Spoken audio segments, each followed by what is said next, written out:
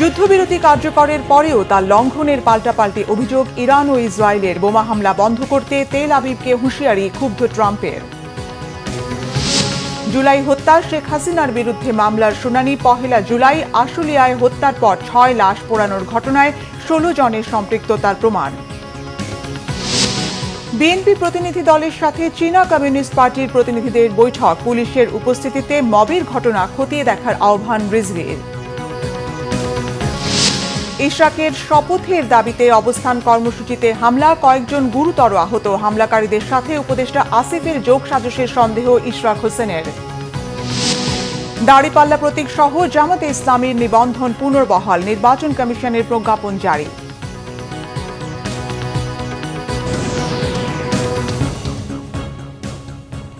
দেখছিলেন crown cement সংবাদ শিরোনাম। এবারে বিস্তারিত। যুদ্ধবিরতিতে রাজি হলেও পাল্টাপাল্টি হামলার অভিযোগ এনেছে ইরান ও ইসরায়েল দুপক্ষই। এতে ক্ষুব্ধ মার্কিন প্রেসিডেন্ট ডোনাল্ড ট্রাম্প বোমা হামলা বন্ধ করতে এবং পাইলটদের ফিরিয়ে নিতে ইসরায়েলকে সতর্ক করে দিয়েছেন। ন্যাটো শীর্ষ সম্মেলনে যাওয়ার আগে সাংবাদিকদের মার্কিন প্রেসিডেন্ট জানান, যুদ্ধবিরতি ঘোষণার পরও ইসরায়েল মিসাইল হামলায় চালানোয় একেবারেই খুশি হননি তিনি। যুদ্ধবিরতির ঘোষণার পরও ইরান ইসরায়েল পাল্টাপাল্টি হামলায় দুই দেশে হতাহতের খবরও পাওয়া গেছে। শহীদ আরাফাতের ডেস্ক রিপোর্ট। 12 দিনের রক্তক্ষয়ী সংঘাতের পর মধ্যপ্রাচ্যে শান্তির পতাকা ওড়ালেন মার্কিন প্রেসিডেন্ট ডোনাল্ড ট্রাম্প। দাবি করলেন কার্যকর হয়েছে ইরান ইসরায়েল যুদ্ধবিরতি। ট্রুথ সোশ্যালে ট্রাম্পের পোস্টকে ভিত্তি করে যুদ্ধবিরতির বিষয়টি ইরান ও ইসরায়েলের একাধিক গণমাধ্যমও নিশ্চিত করেছে। ইসরায়েলের প্রধানমন্ত্রী বেনিয়ামিন নেতানিয়াহুও ট্রাম্পের আহ্বানে সাড়া দিয়ে যুদ্ধবিরতিতে রাজি হয়েছেন। যদিও এর আগে ট্রাম্পের যুদ্ধবিরতির মন্তব্য নিয়ে ব্যাপক জলঘোলা হয়। যুদ্ধবিরতির ঘোষণার আগে আরেকটি পোস্টে ট্রাম্প জানিয়েছিলেন ইসরায়েল ও ইরান সর্বাত্মক যুদ্ধবিরতিতে রাজি হয়েছে, আর সেই বিরতি শুরু হবে ইরানের হাত ধরে। 12 ঘন্টা পর ইসরায়েলও আনুষ্ঠানিকভাবে এতে যোগ দেবে। 24 ঘন্টা পর চলতি সংঘাত সমাপ্ত হবে। প্রতিক্রিয়ায় সামাজিক মাধ্যম এক্সে ইরানের পররাষ্ট্রমন্ত্রী আব্বাস আরাকচি বলেছিলেন, চুক্তির বিষয়টি চূড়ান্ত নয়। ইসরায়েল হামলা বন্ধ করলে ইরানও পাল্টা হামলা বন্ধ করবে। আব্বাস আরাকচির ওই মন্তব্যের পর ইসরায়েল ও ইরানের মধ্যে পাল্টাপাল্টি মিসাইল হামলা হয়। সাইরেনের আতঙ্ক ছড়ায় ইসরায়েলের রাজধানী তেল আবিব ও এর আশেপাশের শহরে। ইরানের মিসাইল হামলায় নিহত হয় অন্তত 3 জন, ক্ষতিগ্রস্ত হয় বেশ কয়েকটি ভবন। আর ইসরায়েলের হামলায় ইরানে নিহত হয় এক পরমাণু বিজ্ঞানী। 12 দিনের হামলায় ইরানের 7 শতাধিক এবং ইসরায়েলে 24 জনের বেশি নিহত হয়েছে। এর আগে গত 22 জুন ইরানের 3টি পরমাণু স্থাপনা লক্ষ্য করে মার্কিন বিমান হামলার পর মধ্যপ্রাচ্য পরিস্থিতি তীব্র আকার নেয়। কাতার আর ইরাকে মার্কিন ঘাঁটি লক্ষ্য করে পাল্টা মিসাইল হামলা চালায় ইরান। সাময়িক সময়ের জন্য বন্ধ হয় কুয়েত, বাহরাইন ও কাতারের আকাশসীমা। Shahid Arafat, Bangla vision news desk. এদিকে মধ্যপ্রাচ্যের অস্থিরতার এই সময়েও দেশে জ্বালানি তেলের দাম বাড়ছে না বলে জানিয়েছেন বিদ্যুৎ ও জ্বালানি বিষয়ক উপদেষ্টা ফজল কবির খান। রাজধানীতে গ্যাস বিক্রি নিয়ে এক চুক্তির অনুষ্ঠান শেষে এই তথ্য জানান তিনি। উপদেষ্টা বলেন, অন্তর্বর্তী সরকার জ্বালানিতে ভর্তুকিও দেবে না আর দামও বাড়াবে না। এ সময় তেলের মজুদ ও সরবরাহ নিয়ে ভয়ের কারণ নেই বলে জানান জ্বালানি সচিব। রিপোর্ট রিশা নাসুরার। ইরান ইসরায়েল যুদ্ধ পরিস্থিতির কারণে বিশ্ববাজারে কিছুটা দাম বেড়েছে জ্বালানি তেলের। হরমুজ প্রণালী বন্ধ হলে সরবরাহ কমে যাবে এমন শঙ্কাও ছিল বিশ্বজুড়ে। দেশের চাহিদা অনুযায়ী 1.5 মাসের জ্বালানি তেল মজুদ রয়েছে। তাই বর্তমান বিশ্ব পরিস্থিতি যাই হোক না কেন, জ্বালানি তেলের সরবরাহ নিয়ে সমস্যা হবে না। জ্বালানি তেল আমদানির জন্য চুক্তিগুলো করা আছে, তারপরে আমাদের এই 6 মাসের জন্য চুক্তি করা আছে। তারপরে হচ্ছে যে আমাদের যে এলএনজি ইম্পোর্টের কতগুলো লং টার্ম কন্ট্রাক্ট আছে, সেগুলো ইন প্লেস আছে। এরপরে আমাদের যে স্পট পারচেজ আছে। তো একটা আশার বিষয় হলো যে এই যে এলএনজি সাপ্লায়াররা, যদিও এলএনজির মেজর সোর্স হচ্ছে মিডল ইস্ট, কিন্তু এরা বিভিন্ন জায়গা থেকে সাপ্লাই করে, সিঙ্গাপুর থেকে সাপ্লাই করে, মালয়েশিয়া থেকে সাপ্লাই করে, জ্বালানি তেলও ইয়েতে। তো ওই জন্য আমরা এই যে ইভেন এই ইয়ের মধ্যেও, যুদ্ধের মধ্যেও কিন্তু একটা পিপিসির একটা জাহাজ আসছে অলরেডি এটার অনেক। তো ওই জন্য যদি যুদ্ধ দীর্ঘস্থায়ী না হয় তাহলে আমরা মনে হয় যে এটা কোনো ইয়ে হবে না। আপাতত কিছুটা দাম বাড়ছে, সেটা আমাদের মেনে নিতে হবে। কিন্তু আমাদের ওই যে অন্য সব প্রিমিয়াম এগুলো আগে থেকে ফিক্স করা আছে এবং আমাদের সাপ্লায়াররা বলছে যে আমরা উইল অনার আওয়ার কন্ট্রাক্ট। আমরা যেখান থেকে পারি সেখান থেকে আমরা সাপ্লাই দেবো। আমাদের আমাদের 45 দিনের মজুদ থাকে, এই মজুদ আমাদের আছে। আমরা একটু সময় নিচ্ছি এই জন্য যে আমরা নেগোসিয়েশনগুলি আবার রিভিউ করছি আসলে কী কারণে যারা আগে আমাদের কাছ থেকে কিছু অফার নিয়েছিল, অ্যাকসেপ্ট করেছিল, কিন্তু তারা পরবর্তীকালে আপনার বিডে অংশগ্রহণ করার পর আমরা বিড দাখিল করিনি, তো তাদের ক্ষেত্রে আমরা তাদের সাথে আলাপ করছি যে তাদের সমস্যাগুলি কী কেন। এইটার ভিত্তিতে আমরা অলরেডি আমরা কাজ শুরু করেছি। নতুন করে আমরা নেগোসিয়েশন করবো এবং নতুন করে আমাদের কিছু রুলস অ্যান্ড রেগুলেশনগুলি আমরা চেঞ্জ করবো। বিশ্ব বাজারের সাথে সমন্বয় করে দাম বাড়ানো হবে কিনা এমন প্রশ্নের জবাবে জ্বালানি উপদেষ্টা বলেন, দাম না বাড়িয়ে বিপিসির লভ্যাংশ কমানো হবে। জ্বালানি তেলের ব্যাপারে আমাদের একটা কুশন আছে, তো আমরা ওই কুশনের মধ্যে আমরা যেটা বেসিক্যালি যেটা হচ্ছে যে আমরা বিপিসির যে প্রফিট সেটা থেকে কিছুটা করবো আর কি, যদি হয়। কিন্তু আমরা সাবসিডিও বাড়াবো না এবং তেলের দামও ইনশাআল্লাহ বাড়াবো না আপাতত। এর আগে গ্যাস সরবরাহ করতে লাফার্জ হোলসিমের সাথে 10 বছর মেয়াদী চুক্তি করে জালালাবাদ গ্যাস কোম্পানি লিমিটেড। অনুষ্ঠানে বক্তারা বলেন, গ্যাস বিক্রিতে আয় বাড়ার পাশাপাশি বিদেশি বিনিয়োগকারী নতুন বিনিয়োগে আগ্রহ দেখাবেন। চুক্তি অনুযায়ী প্রতি ঘনমিটার গ্যাস 40 টাকা দরে লাফার্জের কাছে 16 মিলিয়ন ঘনফুট গ্যাস বিক্রি করা হবে। রিশান নাসরুল্লাহ, বাংলাভিশন, ঢাকা। ক্ষমতাচ্যুত প্রধানমন্ত্রী শেখ হাসিনা, সাবেক স্বরাষ্ট্রমন্ত্রী আসাদুজ্জামান খান কামাল ও পুলিশের তৎকালীন মহাপরিদর্শক চৌধুরী আব্দুল্লাহ আল মামুনের বিরুদ্ধে করা মামলার অভিযোগ গঠনের শুনানি 1 জুলাই। জুলাই-আগস্ট হত্যার ঘটনায় মানবতা বিরোধী অপরাধে এই মামলার বিচার হচ্ছে আন্তর্জাতিক অপরাধ ট্রাইব্যুনালে। এছাড়া 5 আগস্ট আশুলিয়ায় 6 জনকে হত্যার পর পুড়িয়ে দেওয়ার মামলায় আনুষ্ঠানিক অভিযোগ দাখিলের জন্য 2 জুলাই পর্যন্ত সময় দিয়েছে ট্রাইব্যুনাল। গ্যালমান শফির রিপোর্ট। জুলাই-আগস্ট অভ্যুত্থানে নিহত হন 1,500-এর বেশি মানুষ। ওই ঘটনায় মানবতা বিরোধী অপরাধের অভিযোগে শেখ হাসিনা, আসাদুজ্জামান খান কামাল ও চৌধুরী আব্দুল্লাহ আল মামুনের বিরুদ্ধে গত 1 জুন অভিযোগ আমলে নেয় আন্তর্জাতিক অপরাধ ট্রাইব্যুনাল। আসামিদের বিরুদ্ধে 5টি অভিযোগ আনা হয়। এরপর পালিয়ে থাকা শেখ হাসিনা ও আসাদুজ্জামান খান কামালকে ট্রাইব্যুনালে হাজির হতে পত্রিকায় বিজ্ঞাপন দেওয়া হয়। মঙ্গলবার অভিযোগ গঠনের শুনানি হওয়ার কথা থাকলেও প্রসিকিউশনের আবেদনে তা 1 সপ্তাহ পিছিয়ে দেওয়া হয়। এই মামলায় সাবেক প্রধানমন্ত্রী শেখ হাসিনা, সাবেক স্বরাষ্ট্রমন্ত্রী আসাদুজ্জামান কামাল এবং সাবেক আইজিপি চৌধুরী আব্দুল্লাহ আল মামুন উনি আজকে উপস্থিত আছেন। বাকি 2 জন পলাতক আছে। চার্জ হিয়ারিংয়ের জন্য অর্থাৎ 1 জুলাই ধার্য করা হয়েছে। এদিন শেখ হাসিনা ও আসাদুজ্জামান খানের পক্ষে আইনজীবী নিয়োগ দেওয়া হয়েছে। আইনজীবী নিয়োগের পূর্ণ এখতিয়ার আদালতের, জানালেন চিফ প্রসিকিউটরের বিশেষ পরামর্শক টবি Cadman. It's not a matter for the prosecution, it's not a matter of what I think, it's a matter for the judges.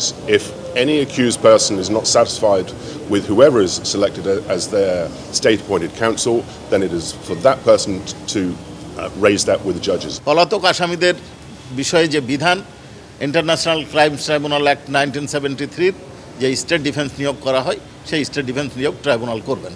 এছাড়া গুমের ঘটনায় সাবেক সেনা কর্মকর্তা জিয়াউল আহসানকে ট্রাইব্যুনালে হাজির করা হয়। শুনানি শেষে এই মামলার অভিযোগ দাখিলের জন্য 24 আগস্ট দিন ঠিক করা হয়। গালমান শফি, বাংলাভিশন, ঢাকা। প্রায় 8,974 কোটি টাকার 17টি প্রকল্পের অনুমোদন দিয়েছে জাতীয় অর্থনৈতিক পরিষদের নির্বাহী কমিটি একনেক। মঙ্গলবার রাজধানীর শেরেবাংলা নগরে পরিকল্পনা কমিশনে প্রধান উপদেষ্টা ডক্টর মোহাম্মদ ইউনূসের সভাপতিত্বে এই অনুমোদন দেওয়া হয়। প্রকল্পগুলোর মধ্যে উপজেলা কমপ্লেক্স সম্প্রসারণ প্রকল্পের 2য় পর্যায়ে 2,549 কোটি টাকার সংশোধিত একটি প্রকল্প, 7টি বিভাগীয় শহরে 200 শয্যা বিশিষ্ট মাদকাসক্তি নিরাময় ও পুনর্বাসন কেন্দ্র নির্মাণে 1,413 কোটি টাকার প্রকল্প, বাস্তুচ্যুত রোহিঙ্গা জনগোষ্ঠী এবং স্থানীয় জনসমাজের সমন্বিত সেবা ও জীবন জীবিকা উন্নয়ন 652 কোটি টাকার আরেকটি প্রকল্প অনুমোদন দেওয়া হয়। এছাড়াও বাংলাদেশের আন্তর্জাতিক টেলিযোগাযোগ ব্যবস্থা সম্প্রসারণের লক্ষ্যে 3য় সাবমেরিন কেবল স্থাপনে সংশোধিত প্রকল্প, সার সংরক্ষণ ও বিতরণ সুবিধার জন্য দেশের বিভিন্ন জেলায় 13টি নতুন বাফার গোডাউন নির্মাণে সংশোধিত প্রকল্প অনুমোদন পায় সভায়। বিএনপি মহাসচিব মির্জা ফখরুল ইসলাম আলমগীরের নেতৃত্বে চীন সফররত বিএনপি প্রতিনিধি দলের সঙ্গে চীনা কমিউনিস্ট পার্টির প্রতিনিধি দলের দ্বিপক্ষীয় বৈঠক হয়েছে। চীনের রাজধানী বেইজিংয়ে সকালে দেশটির পররাষ্ট্র মন্ত্রণালয়ের উপমন্ত্রী সান ওয়েডং এবং সকাল 11টায় সিপিসির আন্তর্জাতিক বিভাগের মন্ত্রী লিও জিয়ানচাওয়ের সঙ্গে এই বৈঠক হয়। বিএনপি মহাসচিব মির্জা ফখরুল ইসলাম আলমগীরের নেতৃত্বে প্রতিনিধি দলে রয়েছেন জাতীয় স্থায়ী কমিটির সদস্য মির্জা আব্বাস, গয়েশ্বরচন্দ্র রায়, সেলিমা রহমান, বিএনপি চেয়ারপারসনের উপদেষ্টা কাউন্সিলের সদস্য জহির উদ্দিন স্বপন, ইসমাইল জবিউল্লাহ, সুকমল বড়ুয়া, বিএনপি মিডিয়া সেলের আহ্বায়ক অধ্যাপক মওদুদ হোসেন আলমগীর পাভেল ও বিএনপি চেয়ারপারসনের একান্ত সচিব ABM আব্দুস সাত্তার। পুলিশের সামনে কিভাবে মব তৈরি হয় এমন প্রশ্ন তুলেছেন বিএনপির সিনিয়র যুগ্ম মহাসচিব রুহুল কবির রিজভী। বিষয়টি খতিয়ে দেখার আহ্বান জানিয়েছেন তিনি। বলেন, দেশে নির্বাচিত সরকার না থাকলে গণতন্ত্র থাকে না। এদিকে অন্তর্বর্তীকালীন সরকার নির্বাচন নিয়ে টালবাহানা করলে নেতাকর্মীদের আন্দোলনের প্রস্তুতি নিতে বললেন মহিলা দলের সভাপতি আফরোজা আব্বাস। রাজধানীতে আলাদা কর্মসূচিতে তারা এসব কথা বলেন। ওবায়দুল্লাহ মামুনের প্রতিবেদন। ব্রাহ্মণবাড়িয়া জেলা বিএনপির নতুন কমিটির নেতাকর্মীদের নিয়ে মঙ্গলবার সকালে শহীদ রাষ্ট্রপতি জিয়াউর রহমানের সমাধিতে শ্রদ্ধা জানান দলের সিনিয়র যুগ্ম মহাসচিব রুহুল কবির রিজভী। শ্রদ্ধা নিবেদন শেষে গণমাধ্যমে কথা বলেন তিনি। এ সময় মব জাস্টিস প্রসঙ্গে রুহুল কবির রিজভী বলেন, বাংলাদেশে যারা বিতর্কিত নির্বাচনের দায়িত্বে ছিলেন তাদের অবশ্যই বিচার হতে হবে, তবে সেটি হেনস্থার মাধ্যমে নয়।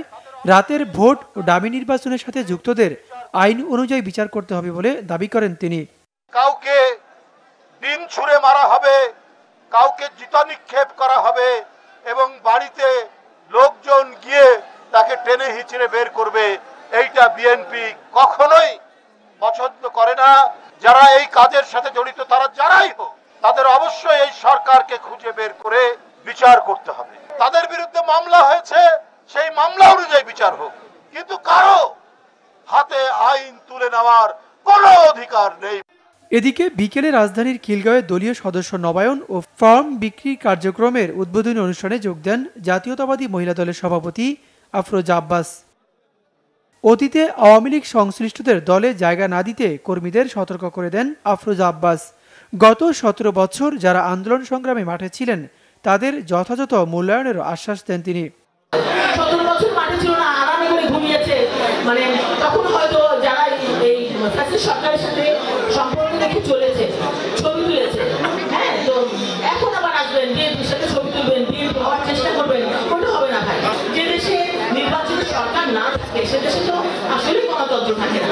আমরা কথা বলবো কার কাছে গিয়ে আমাদের দুঃখের কথা বলবো। নির্বাচন নিয়ে অন্তর্বর্তী সরকার টালবাহানা করলে জনগণকে সাথে নিয়ে আন্দোলনেরও হুঁশিয়ারি দেন বিএনপি নেতারা। ওবায়দুল্লাহ মামুন, বাংলা ভিশন, ঢাকা। মেয়র হিসেবে ইশরাক হোসেনের শপথের দাবিতে শান্তিপূর্ণ অবস্থান কর্মসূচিতে হঠাৎ করে হামলা হয়েছে। বহিরাগতরা হামলা চালিয়ে কুপিয়ে গুরুতর জখম করেছে কয়েকজনকে। হামলার জন্য স্থানীয় সরকার উপদেষ্টার সাম্প্রতিক দেয়া বক্তব্য দায়ী বলে অভিযোগ আন্দোলনকারীদের। আহতদের দেখতে হাসপাতালে গিয়ে ইশরাক হোসেন বলেন, হামলাকারীদের সঙ্গে উপদেষ্টা আসিফ মাহমুদের যোগসাজশ থাকতে পারে। মিরাজ হোসেন গাজীর রিপোর্ট।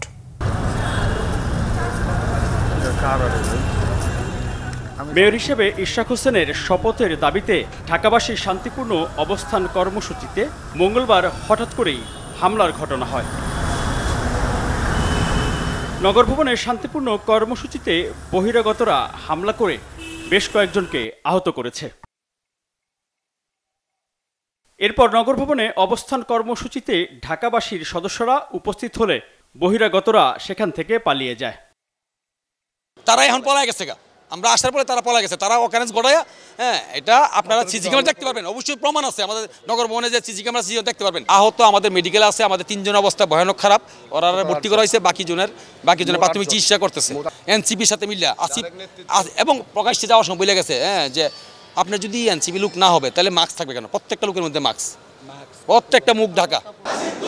হামলার জন্য উপদেষ্টা আসিফ মাহমুদের সাম্প্রতিক দেয়া উস্কানিমূলক বক্তব্যকে দায়ী করেন অবস্থান কর্মসূচিতে অংশ নেয়ারা। এটা আসিফ ভুঁইয়ার নির্দেশে বহিরাগত লোকেরা, সাথে আমাদের সিটি কর্পোরেশনের কিছু লোক যারা আসিফ ভুঁইয়ার পেইড ওয়ার্কার, তারা আইসা এই গণ্ডগোলটা ঘটায়। আমরা টিভিতে সবাই দেখছি, সে এই ঢাকা নগরবাসীকে থ্রেট করছে যে এইভাবে মেনে নেওয়া যায় না। কিন্তু তারা আজকে আইসা এই ন্যাক্কারজনক ঘটনা ঘটাইছে। আমরা নগরবাসীর পক্ষ থেকে আমরা এটাকে নিন্দা জানাই। আন্দোলনকারীরা বলেন, বহিরাগতদের দিয়ে হামলা চালিয়ে নগর ভবনের স্বাভাবিক কার্যক্রম ব্যাহত করা হচ্ছে এবং শান্তিপূর্ণ কর্মসূচিকে সহিংস করে তোলার যে কোনো ষড়যন্ত্র মোকাবিলা করার ঘোষণা দিয়েছেন ইশরাক হোসেনের সমর্থকরা। কিছু বহিরাগত সন্ত্রাসী, মুখোশধারী এবং হেমলেট পরা কিছু লোকজন, আমাদের ধারণা এনসিপির লোকজন হবে তারা, যেহেতু অফিস চলমান, মেয়রের ভাবমূর্তি নষ্ট করার জন্য এবং ঢাকা দক্ষিণ সিটি কর্পোরেশনের ভাবমূর্তি নষ্ট করার জন্য কিছু টোকাই লেভেলের কাঙ্গালি ছেলেপেলে সন্ত্রাসীরা, সব বহিরাগত সন্ত্রাসী। এদিকে বিকালে আহতদের দেখতে ঢাকা মেডিকেলে যান ইশরাক হোসেন। এ সময় স্বজনদের সান্ত্বনা দিয়ে তিনি বলেন, এই হামলায় জড়িতদের বিরুদ্ধে সর্বোচ্চ শাস্তির জন্য সবকিছু করবেন তিনি। পরে সাংবাদিকদের সঙ্গে আলাপকালে ইশরাক হোসেন বলেন, যখন নগর ভবনের সেবা চালু রাখতে সবাইকে আহ্বান জানানো হয়েছে, সেই সময় এমন ন্যাক্কারজনক হামলা মেনে নেওয়া যায় না। ইতিমধ্যে চিহ্নিত করা হয়েছে যারা সাইদ খোকনের সময়, তাপসের সময়, ইতিপূর্বে আওয়ামী লীগের সময় সকল সুযোগ সুবিধা এই রুবেলের নেতৃত্বে ভোগ করেছে। তাদের নেতৃত্বে বহিরাগত প্রায় শতাধিক সন্ত্রাসী, তারা মুখোশধারী, তারা মুখোশ পরে এই অস্ত্রশস্ত্র নিয়ে হামলা চালায় এবং এই রকমের একটি নাটক তারা রচনা করে, যেখানে আমাদের দলীয় স্লোগান ব্যবহার করে। হামলায় আহত সকলের চিকিৎসার তদারকির জন্য সাবেক একজন ওয়ার্ড কাউন্সিলরকে দায়িত্বও দেন ইশরাক হোসেন। মিরাজ হোসেন গাজী, বাংলা ভিশন, ঢাকা। দাঁড়িপাল্লা প্রতীক সহ নিবন্ধন ফিরে পেল জামাত ইসলামী। মঙ্গলবার নির্বাচন কমিশন থেকে জারি করা এক প্রজ্ঞাপনে এ তথ্য জানানো হয়। আওয়ামী লীগ সরকারের আমলে হাইকোর্টে এক রিটের আদেশে 2013 সালে রাজনৈতিক দল হিসেবে জামাতের নিবন্ধন অবৈধ ঘোষণা করা হয়।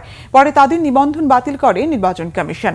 2016 সালে রাজনৈতিক দল বা প্রার্থীকে প্রতীক হিসেবে দাঁড়িপাল্লা বরাদ্দ না দিয়ে প্রয়োজনীয় ব্যবস্থা নেওয়ার জন্য নির্বাচন কমিশনকে চিঠি দেয় সুপ্রিম কোর্ট প্রশাসন। পরে উচ্চ আদালতের চিঠির পরিপ্রেক্ষিতে 2017 সালের 9 মার্চ দাঁড়িপাল্লা প্রতীক বাদ দিয়ে নির্বাচন পরিচালনা বিধিমালা 2008 সংশোধন করে গেজেট প্রকাশ করে নির্বাচন কমিশন। ফলে নির্বাচনে দলীয় বা প্রার্থীর প্রতীক হিসেবে দাঁড়িপাল্লা প্রতীক বাদ হয়ে যায়। 1986 সালে তৃতীয় জাতীয় সংসদ নির্বাচনের আগে জামাতে ইসলামী দলীয় প্রার্থীদের জন্য প্রতীক হিসেবে দাঁড়িপাল্লা বরাদ্দের জন্য আবেদন করে নির্বাচন কমিশনে। পরে আবেদনের বিষয়টি বিবেচনায় নিয়ে তৎকালীন নির্বাচন কমিশন নির্বাচনী প্রতীক হিসেবে দাঁড়িপাল্লা প্রতীকটি বরাদ্দ দেয় জামাতকে।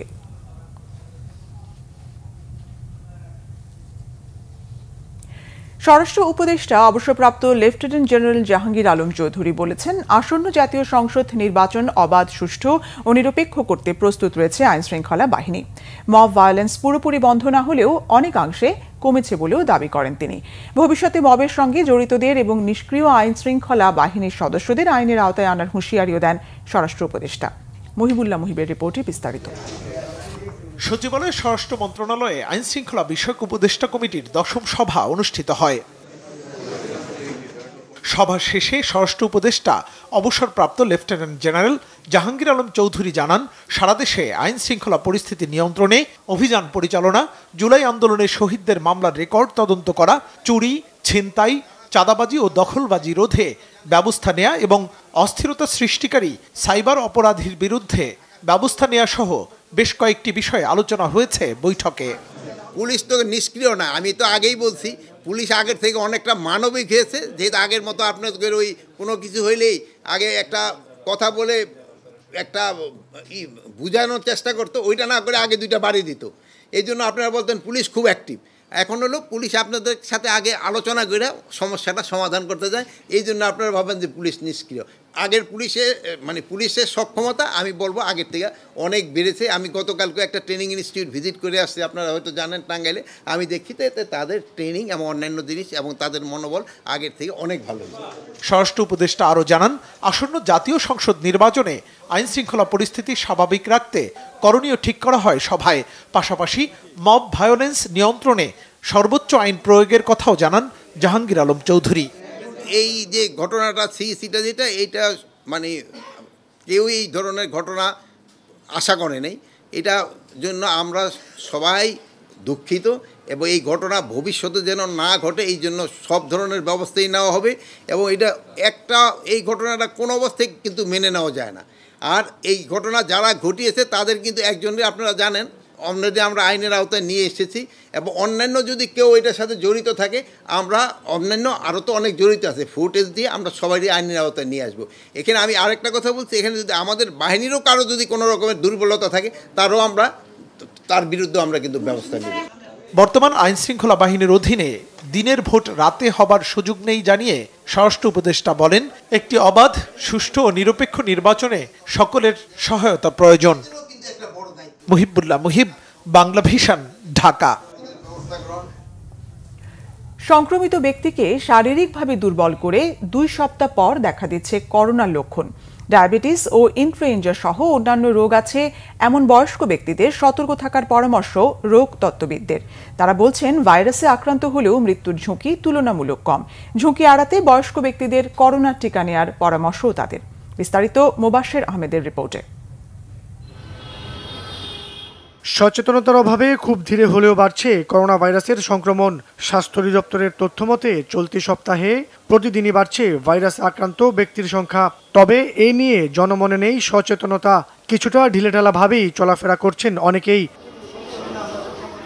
ডিএনসিসির কোভিড ডেডিকেটেড হাসপাতালেও প্রতিদিনই বাড়ছে করোনা পরীক্ষার সংখ্যা। ভর্তি রয়েছে অনেকে। রোগতত্ত্ববিদেরা বলছেন, এবার আক্রান্ত হলেও লক্ষণ দেখা দিচ্ছে দেরিতে। একজন রোগী সংক্রমিত হওয়ার পরে 2 সপ্তাহ পরে তার লক্ষণ দেখা দেয়। যদি সেই রোগী অন্যান্য রোগে ভুগেন বা ঝুঁকিপূর্ণ জনগোষ্ঠীর মধ্যে, যেমন বয়সটা বেশি বা গর্ভবতী নারী, তারা কিন্তু সংক্রমিত হওয়ার 3 সপ্তাহ পরে তার অবস্থা গুরুতর হওয়া শুরু করে। 3 থেকে 4 সপ্তাহের মাথায় তিনি মৃত্যুবরণ করতেও পারেন। কাজে এখন যে মৃত্যুগুলো হয়েছে এগুলো অন্ততপক্ষে 3 সপ্তাহ আগে তারা সংক্রমিত হয়েছেন বলে ধারণা করা যাবে। টিকা নেওয়ার পাশাপাশি ডায়াবেটিস ও ইনফ্লুয়েঞ্জা সহ অন্যান্য রোগ আছে এমন বয়স্ক ব্যক্তিদের সতর্ক থাকার পরামর্শ দেন এই রোগতত্ত্ববিদ। ইনফ্লুয়েঞ্জা টেস্ট করছে না। একজন মানুষ যখন দীর্ঘদিন ডায়াবেটিস বা উচ্চ রক্তচাপ কিংবা দীর্ঘস্থায়ী হৃদযন্ত্রের অসুস্থতা, ক্যান্সারের জন্য ওষুধ নিচ্ছেন, ভুগছেন বা কিডনির সমস্যা ডায়ালাইসিস করছেন, তিনিও মৃত্যুবরণ করতে পারেন। কাজে এই জন্য আমাদেরকে স্বাস্থ্যবিধি যে অনুসরণ করি, আমরা এই শ্বাসতন্ত্রবাহিত কোভিড ইনফ্লুয়েঞ্জা থেকে আমরা নিজেদেরকে সুরক্ষিত রাখতে পারবো। এদিকে ঢাকাসহ সারা দেশে ডেঙ্গু আক্রান্ত ব্যক্তির সংখ্যাও বাড়ছে। চলতি সপ্তাহে প্রতিদিনই আক্রান্ত হচ্ছেন শতাধিক ব্যক্তি। মৃত্যু না থাকলেও গেল 24 ঘন্টায় নতুন করে আক্রান্ত হয়েছেন আরও 394 জন। তবে ডেঙ্গুর 4টি ধরনের মধ্যে পরপর কোনো ব্যক্তির 2টি ধরন দেখা দিলে জটিলতা সৃষ্টি হতে পারে বলেও জানান রোগতত্ত্ববিদেরা।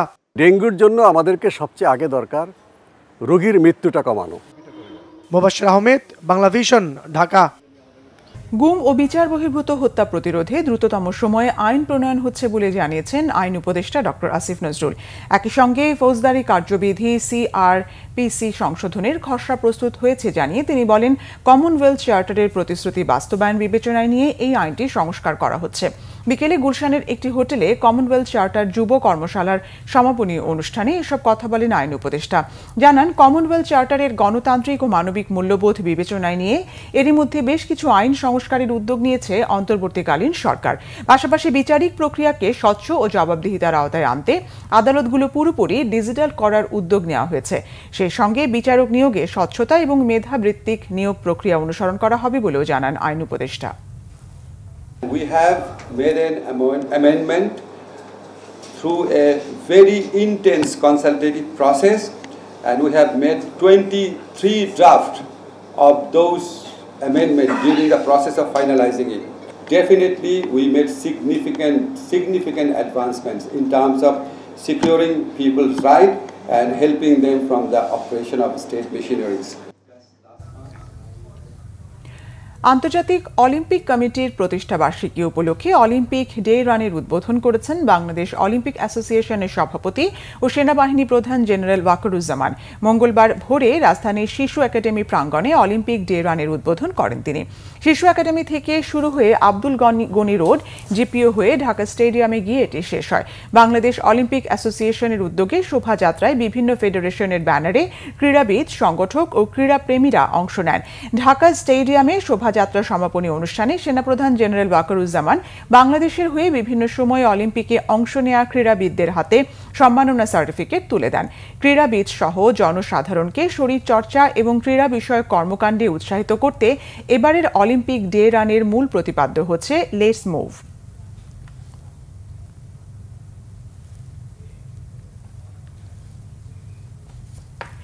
যুদ্ধাপরাধী হিসেবে ডোনাল্ড ট্রাম্প ও বেনিয়ামিন নেতানিয়াহুর বিচার চাইলেন বিপ্লবী ওয়ার্কার্স পার্টির সাধারণ সম্পাদক সাইফুল হক।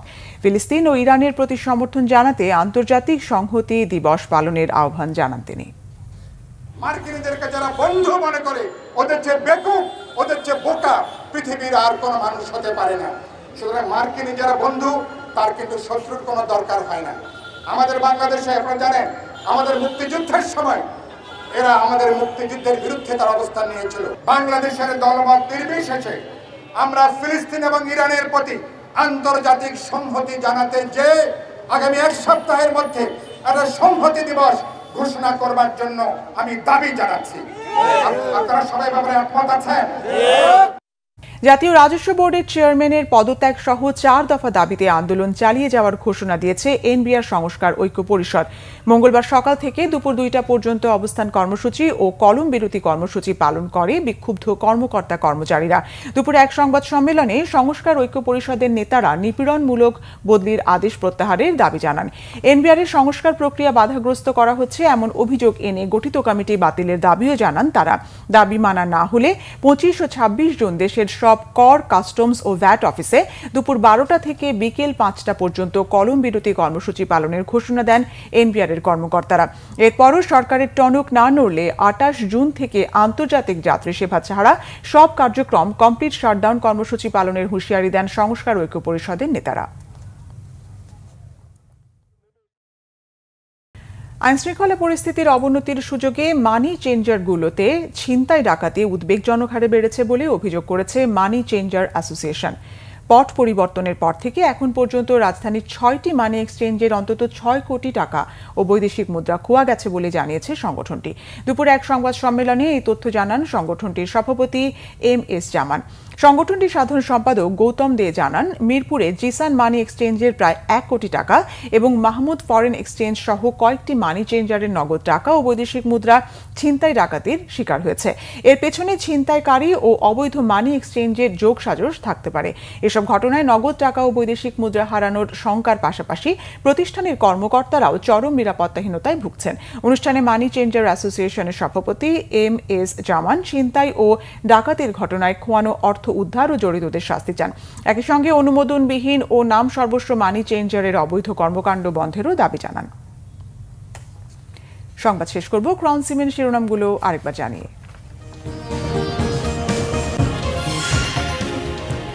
বোমা হামলা বন্ধ করতে তেল আবিবকে হুঁশিয়ারি, ক্ষুব্ধ ট্রাম্পের।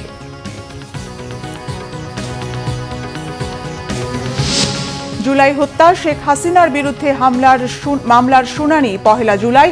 আশুলিয়ায় হত্যার পর 6 লাশ পোড়ানোর ঘটনায় 16 জনের সম্পৃক্ততার প্রমাণ।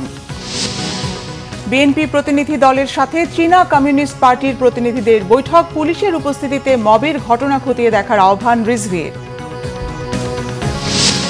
ইশরাকের শপথের দাবিতে অবস্থান কর্মসূচিতে হামলা, কয়েকজন গুরুতর আহত। হামলাকারীদের সাথে উপদেষ্টা আসিফের যোগসাজশের সন্দেহ ইশরাক হোসেনের।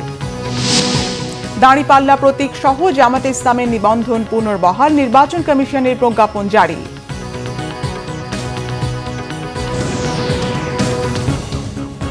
এই ছিল এখনকার মতো। পরের সংবাদ রাত 10:30টায়। এর আগে 9টায় রয়েছে নিউজ 20 দেখার আমন্ত্রণ রইল। এছাড়া বাংলাভিশন সংবাদ ও সংবাদ সংশ্লিষ্ট অনুষ্ঠান দেখতে ভিজিট করুন www.bvnews24.com ও facebook.com/banglavishannews এবং সাবস্ক্রাইব করুন youtube.com/banglavishannews। ধন্যবাদ।